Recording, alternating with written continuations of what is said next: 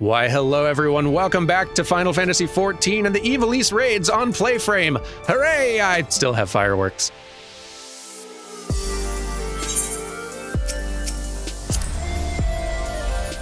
Anyway, I still got people waiting. Let's waste no more time. Genimus, a solid plan of action must be devised before facing the Banga transformed. Right. Much as I wish it were otherwise, I fear Bagamnan's beyond saving. Yet we cannot suffer what's left of him to become a distraction.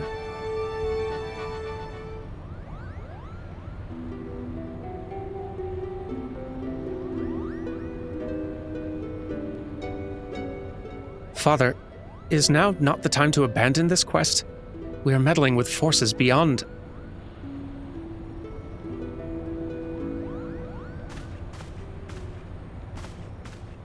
Enough, Alma.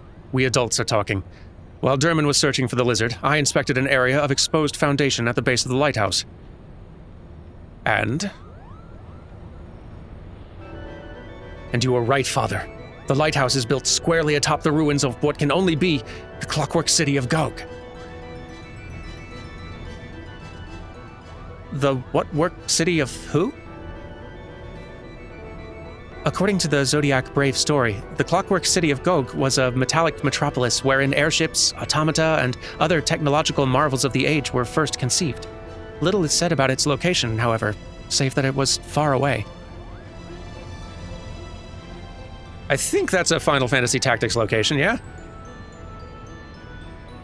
It's been a while.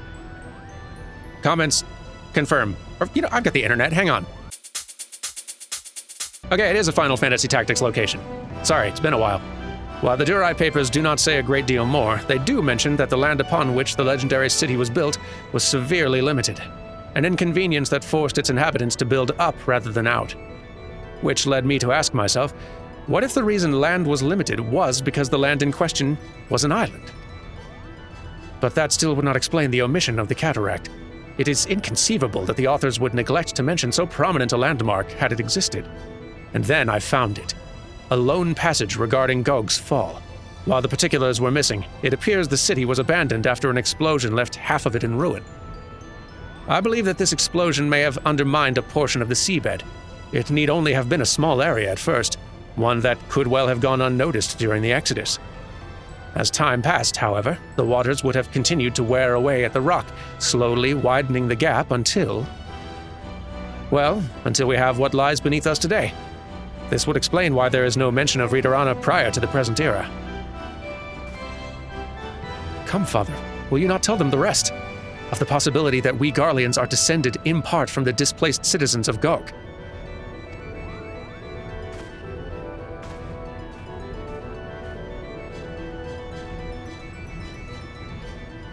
It would explain how the Empire was able to forge its armies of iron even before the discovery and application of Allagan technology.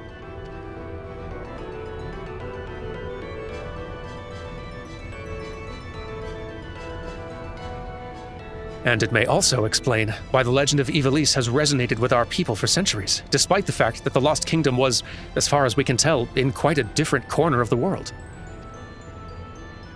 An interesting, if somewhat ambitious theory. But to return to your original claim, it is your belief that the Ridorana Lighthouse stands atop what is left of...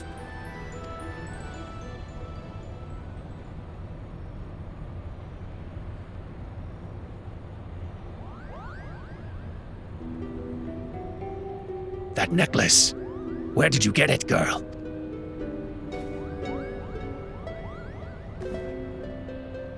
This? It was my mother's. Your mother's? It was my late wife's most cherished possession. Why do you ask? Bagamnan had a talisman he would wear beneath his jerkin. He refused to take it off even when bathing. He said it was special. I only saw it a few times, but it looked exactly like the one your daughter wears.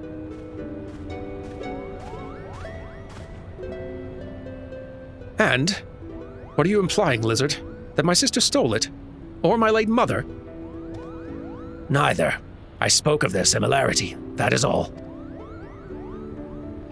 Can you believe the nerve of this boy?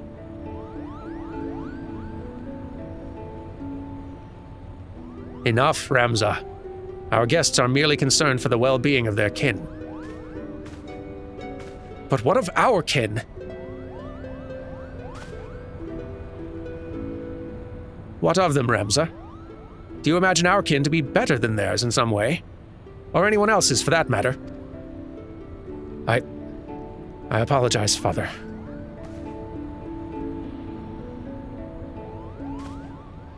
We have but one purpose, son, and that is to prove the existence of Ivalice and clear our family's name. Do not allow anger or hate to lead you from that path. Now, we have a lost city to explore. We do. When can I go? Oh, now! Huzzah! Hooray, we're going now. Or after I check in with these characters. Hang on. The captain's dead. Oh, this is some of the same dialogue as before. Maybe not everybody, though. This necklace, why is it so special? I'm frightened, Derman. My heart cries out to join you on your journey into the depths of Gauk, but my head tells me that I would pay for the privilege with my life. I've received no martial training, Derman. Whatever wonders await you, my place is here on the Prima Vista. Now, is there aught you wish to know before disembarking? Looks like no, but thank you. Since my fool of a brother insists on going ahead with this farce, you have a responsibility not only to ensure that he returns safely, but that he does so a fully fledged warrior. Though I'd settle for the return safely part if push came to shove, Kupo. Noted. While it may seem that I only call upon you when danger rears its ugly head, I assure you nothing could be further from the truth.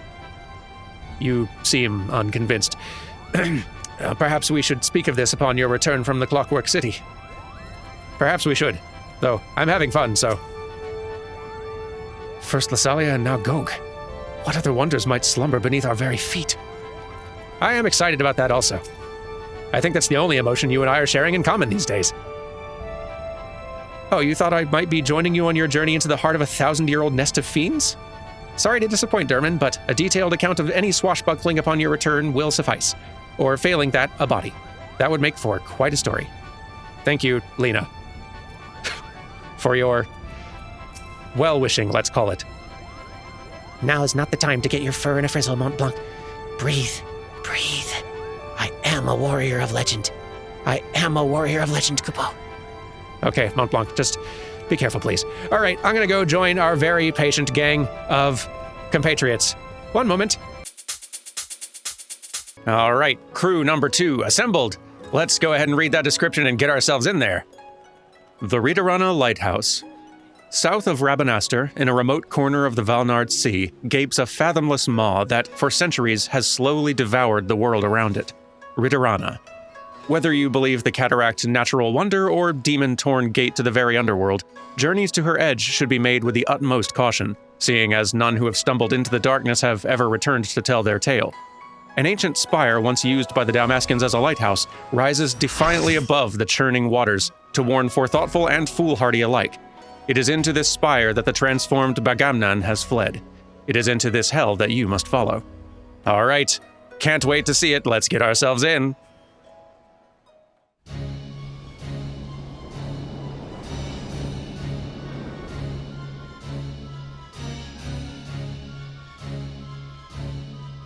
This place, if I didn't mention it already, is a location from Final Fantasy XII near the end. And of all the Ivalice raids, this is the one that I most fear. I feel like if there's going to be a death for me in this one, in this raid series, today is the day it's happening. We'll discover Bagamnan here within the lighthouse. I'm certain of it.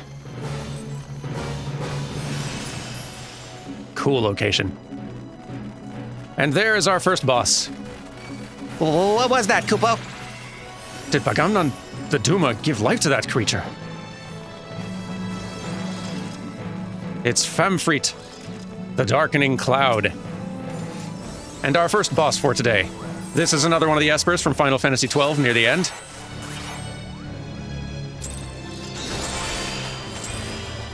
And overall, hopefully, not too bad a fight. Long has it been since I gazed upon the open sky and the vermin who scurry beneath her. Rude.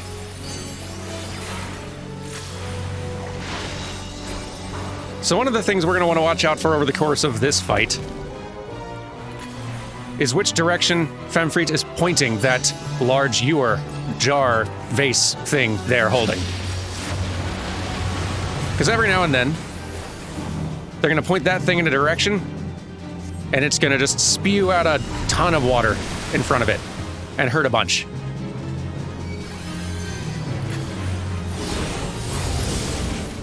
And the direction they're pointing is really the only clue you get. So, okay, there is the direction. Move. It's very cool looking water. It just, boy, it hurts a lot, see?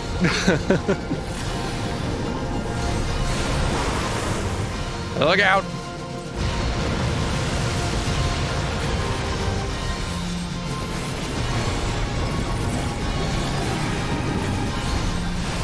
Yeah. No. Woo. Narrowly avoided that one.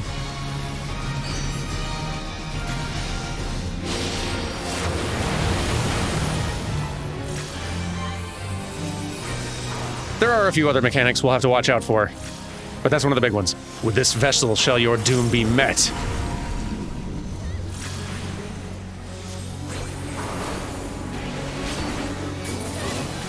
O darkest of vessels, you are my sword, you are my reign. All right, so now some of these ewers have been spawned, and they're just going to kind of traverse across the center of the arena. And you just don't want to end up under them at any point.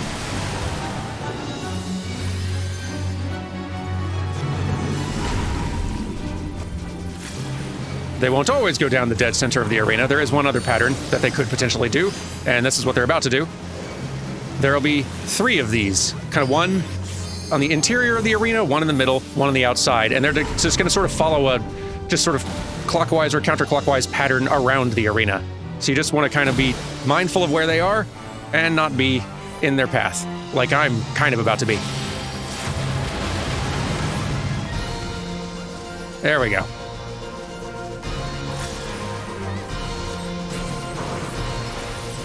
Behold, as waters most foul spill forth to defile the land.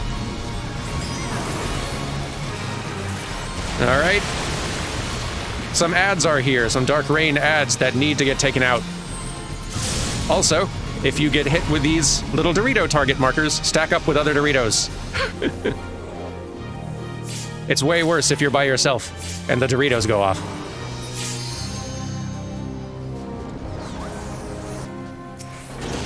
Also, don't stand in these like that. It's probably obvious, but don't stand in those.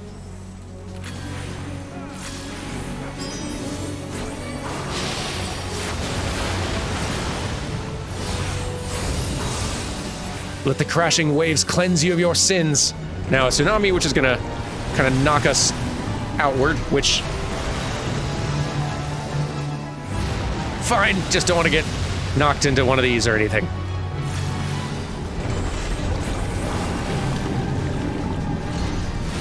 Where are you pointing that thing? Okay. I'm safe this time. Thank goodness.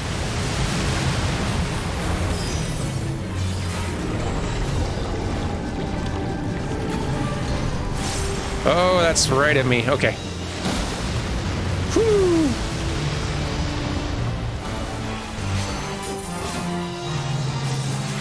Almost got you.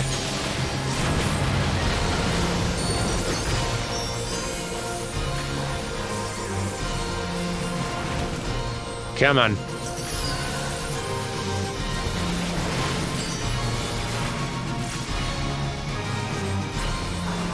Go down. There we go. The night beckons once more. The seal on the gate is lifted. We can venture further up the lighthouse. Let's do. And also, read. Lo, seeker in days unborn, God-blade bearer, know you, this tower challenges the sky. Where the watcher, the ward of the 3 waits, soul-hungry, unsated. Cryptic, but okay.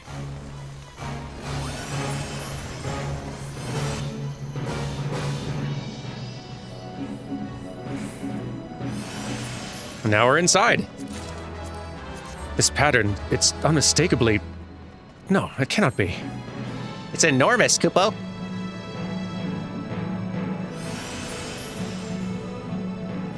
Big.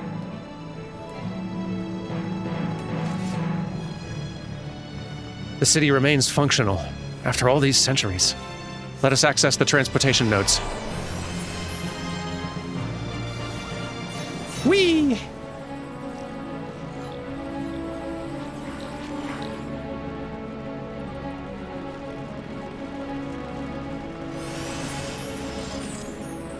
Man, 12's cool.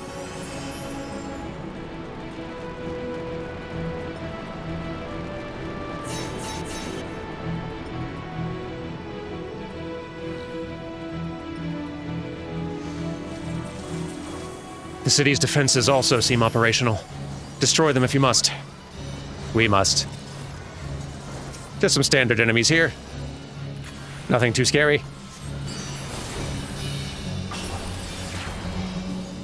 Although there are more of them. And I think some of these will explode on death. A little bit. Yeah. Probably best not to kill them all at once in that case. Just so healers have a chance to keep up. I appreciate them occasionally adding just some small fry enemies. That's a slight mental break.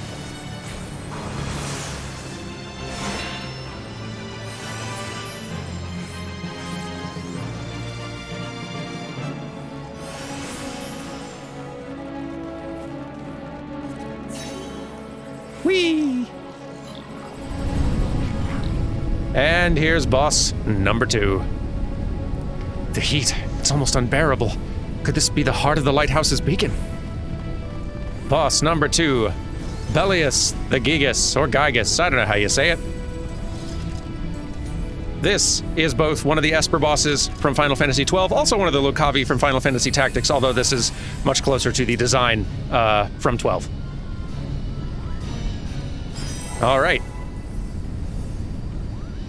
So this boss, in addition to kind of a fire theme, also has a time theme and clocks. A lot of the interesting mechanics this one does are sort of timing based. Children of war, I'm Belias. Come, warm your hands by the fire. I'll just pronounce it differently every time. That way it'll average out to sort of correct.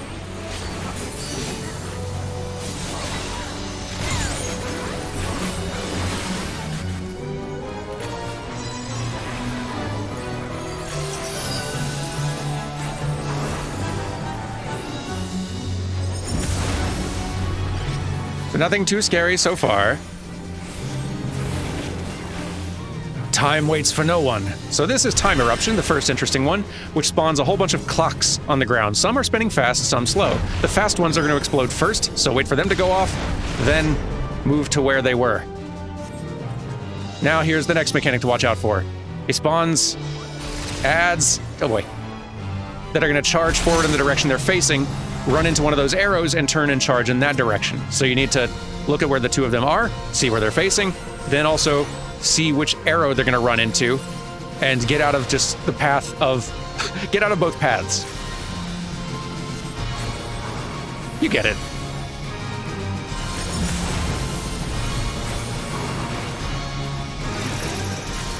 This next one's called Hands of Time. I think all of our healers are tethered to these nail things, and they need to move as far away from the nails as they can to reduce damage from kind of a follow-up move. We also need to be very careful not to run into their tethers, because if we run into their tether, we'll be hit with a stop status effect, which stops us in place for an annoyingly long time, which will probably leave you vulnerable to getting hit by something.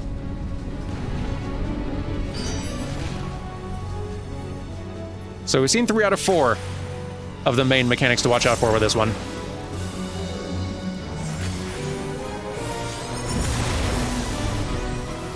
Or the main, like, unusual ones, right? Rise, loyal minions, heed my call.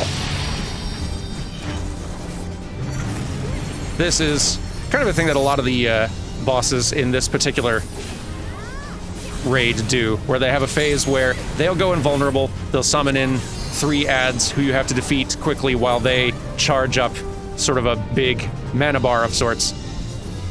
And if they manage to charge all the way up, like the more they manage to charge this, the more this follow-up ultimate hurts us. Step into the inferno. Step into my hellfire.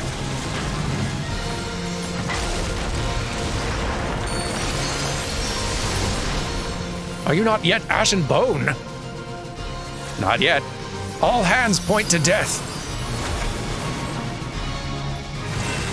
And here's the last one that's sort of interesting. See these little clock things that form? Every time we step on it, the clock ticks in a different direction. Eventually, these little orbs are all going to fall down, and whichever direction the little hand is pointing is where that cone AoE is going to go. So we need to kind of like... For this first one, it's pretty straightforward. Just get them pointed away from us and hopefully coordinate enough as a group to where there aren't too many people stepping on them, trying to step on them at once. But eventually, what happens if we get those clocks, but also these guys? In this case, the center is the safest, so we'd, want to point the little clock hands out again, because those areas are unsafe anyway. But if one of them is going to be, one of those charging guys is going to charge through the middle, then, well dang, we need to find which corner is safe, and make sure that we've left that one safe from the little clock hand pointies. Which is neat. I like that combination of mechanics. I like this boss a lot. Okay, find a slow one. Then move. Really combining a lot of mechanics at once now.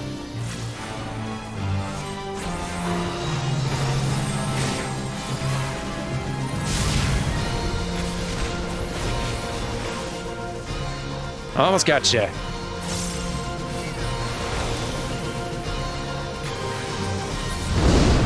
That your wrath might eclipse mine. There we go. You think we're high enough yet? I've discovered another device.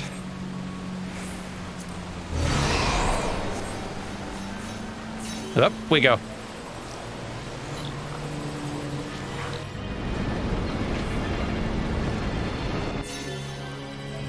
The architecture here is similar to that of the lighthouse, yet something feels off. The air is so thin. Ooh, a scrawling. Multiples of 3? 3, 6, 9, 12. Multiples of 4? 4, 8, 12. A concept so simple a child, let alone the architect of the city's defense network, could grasp it. Or so one would think. Whatever could that mean? That is a little bit of foreshadowing and hinting as to, an upcoming mechanic on the next boss, which is the one I'm a little worried about. Because I've failed this before. I believe you succeeded in clearing another path. It was just a switch, Ramza. Unless you're being sarcastic. In which case, shut up.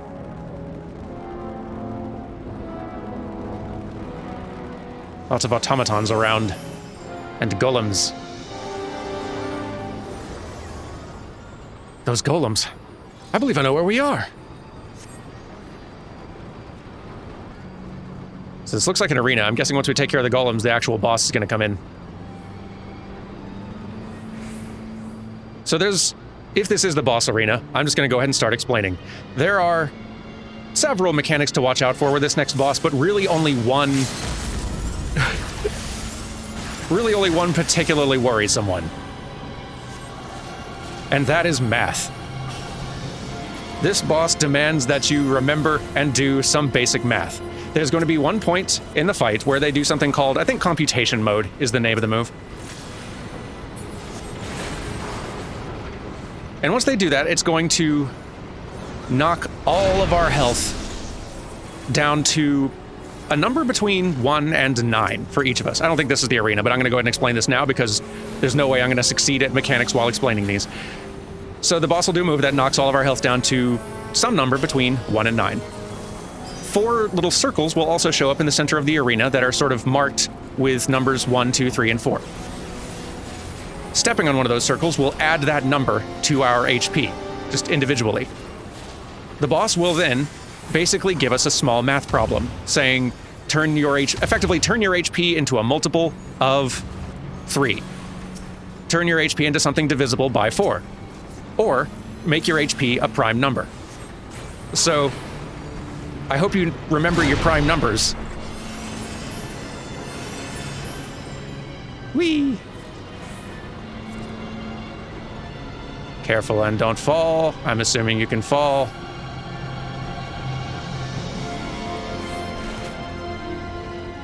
Ooh, another scrawling. A wise arithmetician once said the primes were the most lonesome of numbers. To that, I say bollocks. 2, 3, 5, 7, 11, 13, 17, 19, 23, 29, 31, and so on to eternity. There are enough digits here to start a fellowship. This, I assume, is what passes for jokes in mathematician circles. I wouldn't know. I majored in drama. And then became an animator.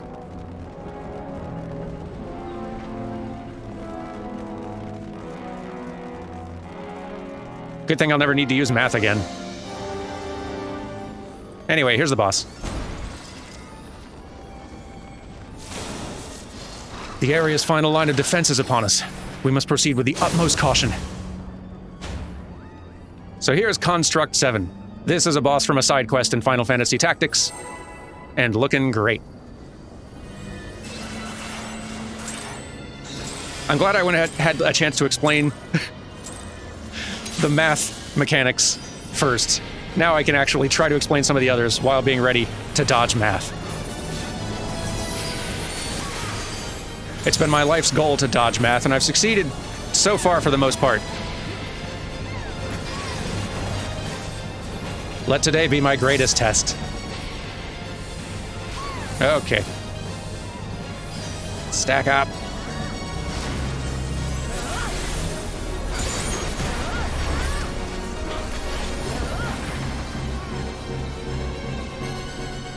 Intruder alert. Readying variable weapon systems. Okay, so first there's going to be, for this move, Pulverize, a kind of melee range AoE around them, and then they're going to aim in a direction and shoot a big column AoE, like that.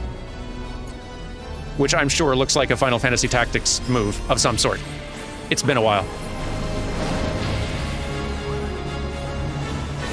Okay, for this move, the boss is going to charge straight ahead of wherever they are, but also there are these little kind of lightning, oh boy, lightning cog circle things that we just want to not be anywhere near if we can help it.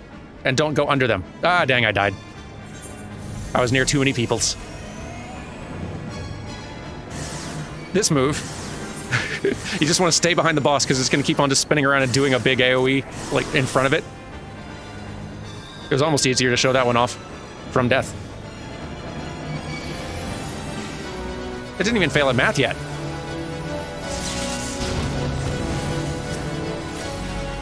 I did call it, though. Anomalous intelligence levels detected. Re-education authorized. Booting basic computation protocol. Basic computation protocol loaded. Initiating lesson. So first, HP drops, mine's 5. Okay. Align current vitals with specified multiples. Calibrate vitals to multiples of 3. So I need to bump mine up to 6.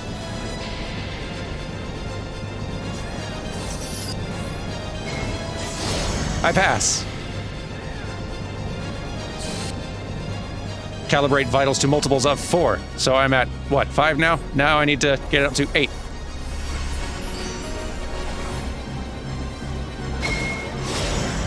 I pass again, it's a miracle. Inaccuracy will be punished. So if you succeed at doing the little math quiz, you'll get a very nice damage buff. If you fail, you will get a debuff that makes you much more susceptible to damage every time. Re-education failed. Subject dismissal approved. Brooding Tartarian protocol. Tartarian protocol loaded. Initiating process sequence countdown. Initiating processing sequence in 25, 24, 23. Initiating processing sequence in 3, 2, 1. Processing sequence initiated. So now we're going to get pulled into this cool little black hole, and our alliance of 24 is going to get separated into 3 different little mini arenas with 3 different ads we have to take down. And each one of us is going to have to deal with a unique mechanic in here. All of the mechanics we've mostly dealt with before. Folks over there have to deal with that sort of like polarity thing, which we've encountered in various places. We are going to have to deal with missiles. So just, you know, don't be in front of the missiles. those folks have to deal with this kind of interesting thing where if they get some dice over their head counting down, they need to stop moving, stop everything. But it looks like we've all succeeded. And we're back. Subject dismissal failed. Subject termination approved. Booting annihilation mode. Warning, warning, research staff, evacuate to shelters immediately.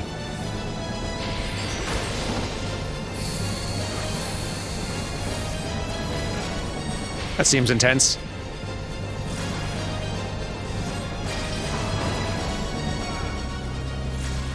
You're looking a little overheated, Robot. Oh, that's so much stuff going on.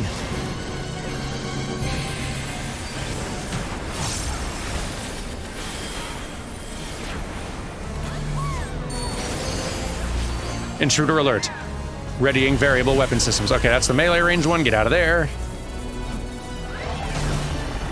And then don't be in front of wherever it aims. Or any other stuff. Whew.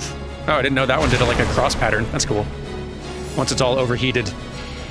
And in Robo Berserk mode.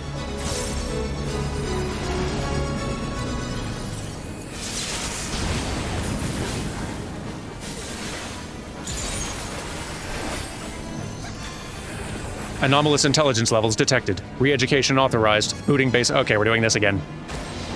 Fine, robot. Increasing difficulty.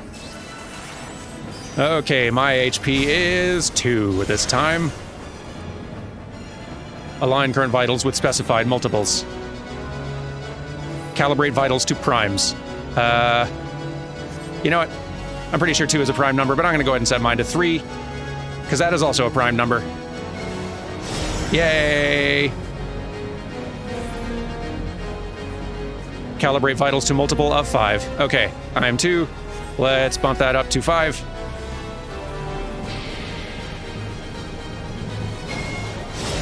Incredible. Character growth. Inaccuracy will be punished. It's a neat mechanic. Maybe just a little bit too smart for a raid. When there's already a lot going on to concentrate on, but for just like one fight, I do kind of like it. It's memorable, right? There's so many bosses and fights in this game. Having one that manages to be like really memorable of like, oh right, that boss, and everyone remembers that boss if they've done it. It's pretty great. Take that, math. Okay. Now for the last boss. There's no mistaking it. We're in the legendary clockwork city of Gog. I wasn't surprised. Honest, Kupo.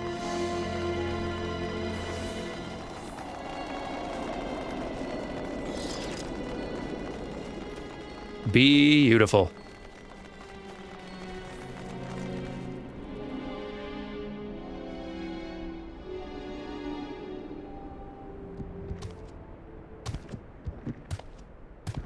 Long have I waited for this moment, Garlean swine.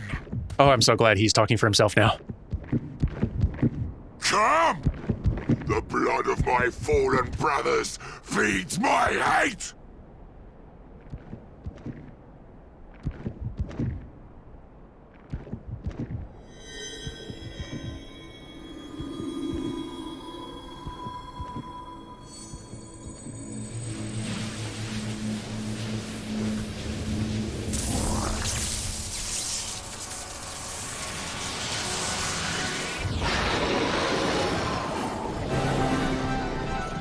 And there's our final boss. This is Yasmat, the ultimate elite mark from Final Fantasy XII. You know the like hunting quest things, the hunter's marked things in Final Fantasy XVI? 12 had that system too, and this was the last one. Fairly notorious for, in the original release, being a bonkers long fight. There was like no way to win this fight in less than an hour. Even maxed out. It was a little ridiculous. I think they addressed that in the Zodiac Age re-release, which is for the best, probably. The Empire is a cancer, and I am the barber's blade.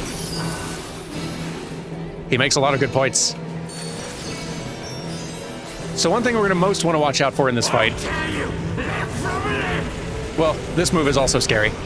For Rake is going to kind of do a forward stomp type thing, and like that. Sort of right on the tank in this case, but oftentimes Rake is going to be the sort of thing where the boss, like, continuously stomps forward, and so you will just want to not be in front of it, or wherever it turns. This is the one we really want to watch out for. Whenever it rears up like that, it's about to do a really big cone AoE in front of it that is very devastating, and otherwise untelegraphed, other than the sort of rearing up and preparing. So you just need to watch the boss's animation, and if it rears up like that, do not be in front of it. Be behind it, ideally. Your suffering is not The only yet safe place over. for this one is underneath the boss.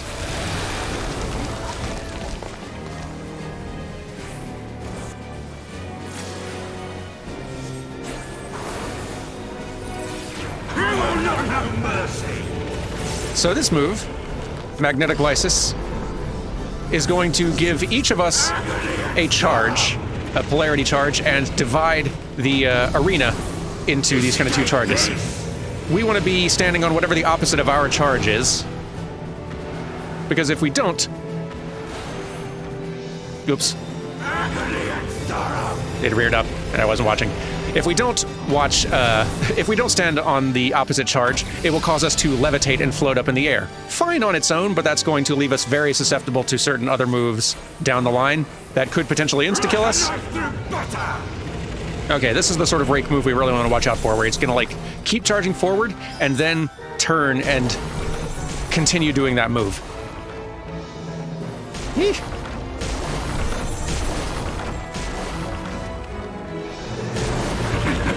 Yeah. Your suffering is not yet over.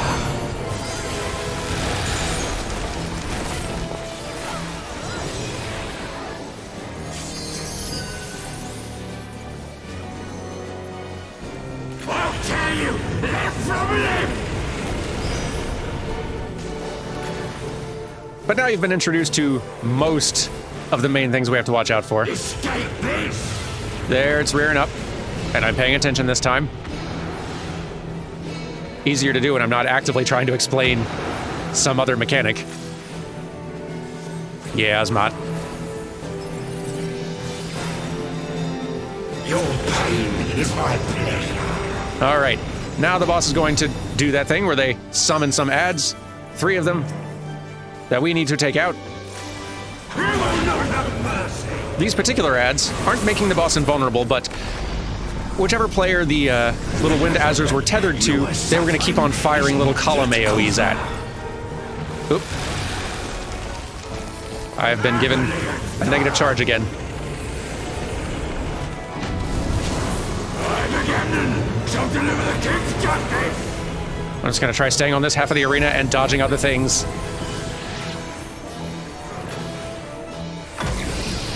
The thing we really want to watch out for whenever we are polarized like that is a move called this one, Cyclone. Because it's going to blow you around no matter what, but I think if you are levitating when you're hit with that, it just insta-kills you. Unless they've changed that. You will pay for what you have done. And I don't feel like testing it. Okay, now the boss is doing the thing where 3 ads come out, it's invulnerable, defeat the ads quick like. But also watch out for all the other scary things. Yeah.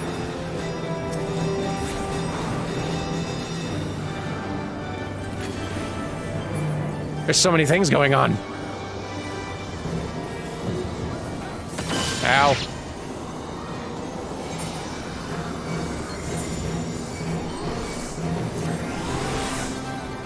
We were a little uncoordinated there. I suspect that that was maybe targeting one player in each alliance. And if we were all kind of like as parties coordinatingly focusing on one ad each, we'd have each been able to stack up instead of stacking together. Oh well. Now the boss is just gonna go into sort of rage mode and get big and angry and do more damage with everything, so it's a good time to try to finish the boss now. Oh boy, this is a bad place to be. I'm going down. No. 3 deaths in 1 raid. This is a hard one. Evilise is not easy, but we still win.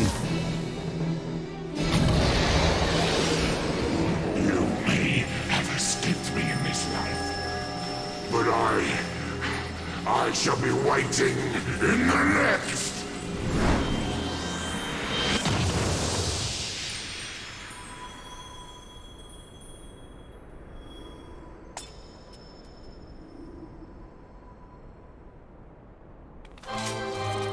Good job, everyone.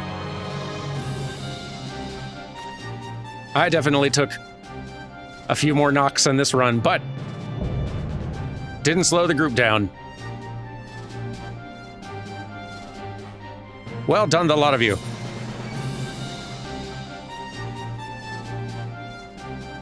I would get up, but I think I'm being targeted with a raise anyhow. There we go. Thank you. Good job, all of you. Well run. You looked great doing it too, which, as always, is the important thing. Thank you all so much. Fireworks and whatnot. All right, let's get back out to the story. Wait, no, correction, not outside yet.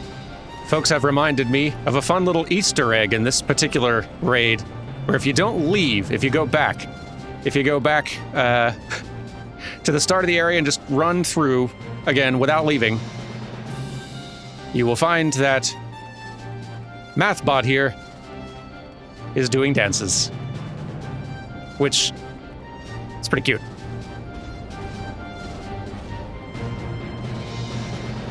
But anyway, right, the story.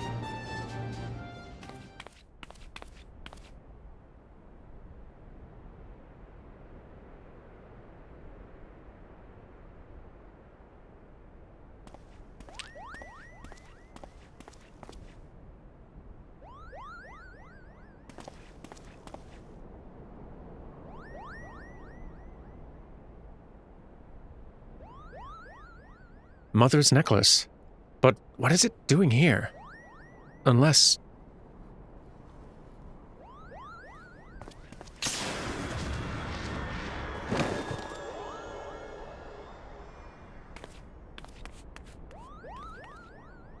Oh dear.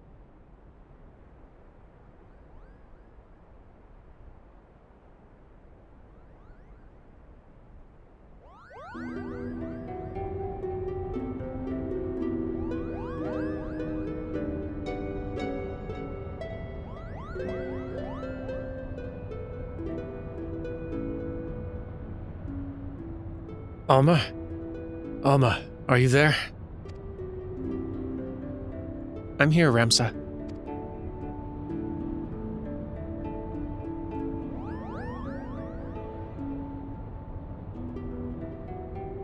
Extraordinary. The stones are different, but the craftsmanship is identical. However did it come to be in Bagamnan's possession? Though they are indeed of a different shape, the stones appear to be cut from the same crystal. Oh, they are. Auracite. Auracite? And what makes you say that?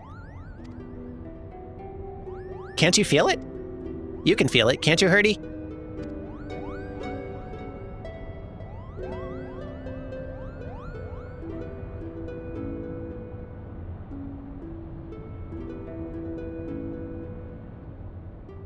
Do you recall me telling you that Bagamnan considered the necklace special?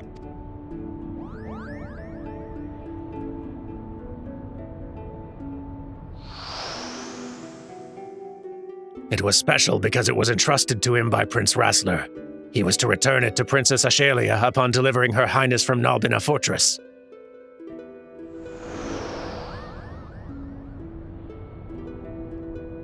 A family keepsake. Of course. And each necklace, each auracite, has acted as a lodestone, drawing both of our parties closer and closer to Ivalice. Indeed, Father. The auracite guides us. Ramsa, are you recovered? Thank you, sister. I'm well now. From what we know of the Duma and the Otius, vestiges of one's will may endure in an auracite.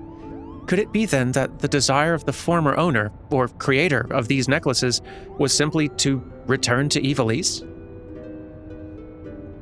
But who could that have been?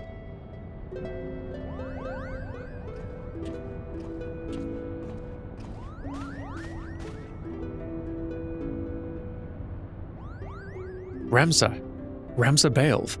He wanted people to return to his homeland and uncover the truth behind the kingdom's founding. But then why show us Lassalia and Gog, you ask?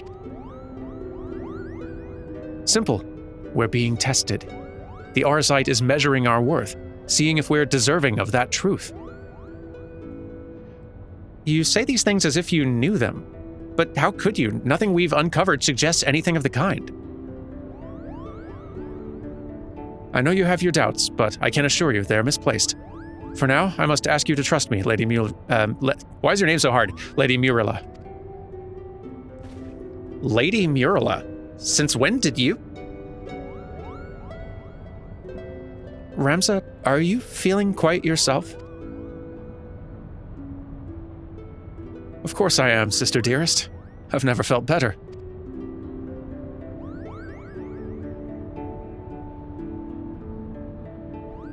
I sense a disturbance in the ether.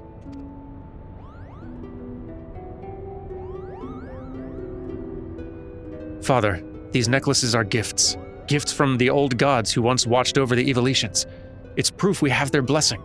With the necklaces and the Odious, we can finally prove...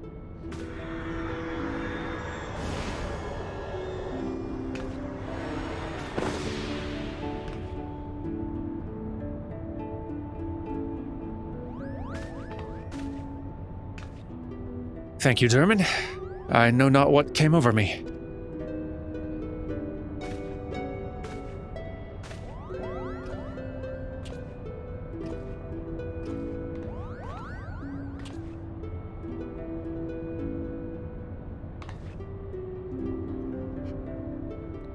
Ramsa, you must rest.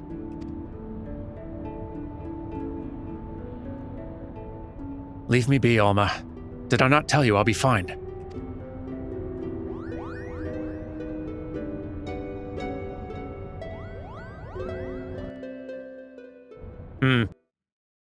The altered version of him is kind of nicer.